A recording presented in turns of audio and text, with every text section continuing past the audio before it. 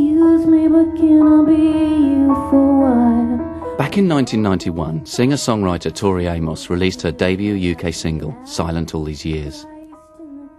12 million album sales later, she's finally putting out a collection of her greatest songs, Tales of a Librarian. By the garbage truck, I got something to say, but no. I call it Tales of a Librarian because the idea that this woman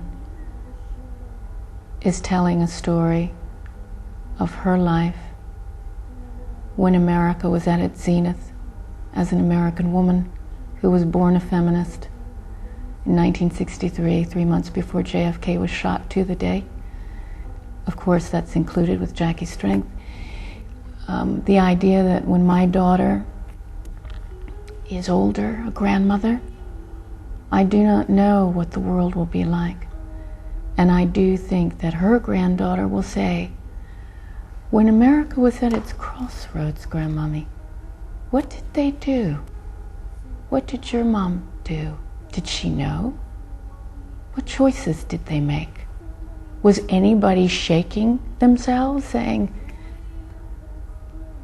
what is my responsibility as a citizen, as a mother, as somebody that hopefully isn't totally stupid? What am I doing? So, Tales of a Librarian is chronicling time. 25 bucks and a cracker, do you think it's enough to get us there? 'Cause what if I'm a mermaid in these jeans? The one thing that I had was access to the original multis and access to the songwriter. So I felt like, okay, this is what I've got. And now that I know that Atlantic, Warner's really going to do this, let's do something intelligent. Let's come up with a good concept. You know I like a good concept. So I had to make some rules for myself and the whole team, which was if we were going to use anything from the original multi, we would not add any instrumentation from 2003. We could work with it and use technology to enhance the vocals, things that might have been, just say a vocal had been recorded and they'd overcooked it for whatever reason.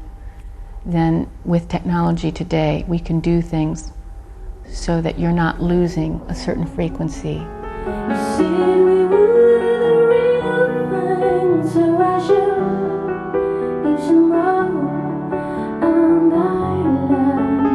What black magic can do, made me laugh. See, you knew who you can tell. I guess looking over the last 15 years when I had to fight for everything.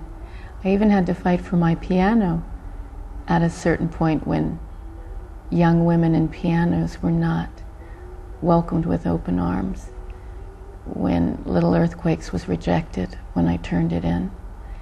And there was a very strong suggestion that we needed to take all the pianos off Little Earthquakes and put guitars on.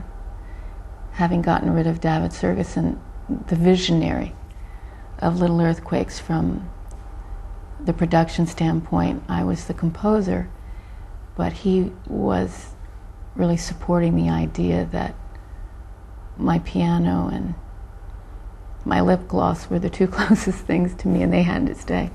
So yeah, I had to fight for a lot in those days. Rain, oh Mary, and can you hear me, Mary? You're bleeding, Mary. Don't be afraid. We're just waking up. It is a little bit of a rumor that I love living in Britain.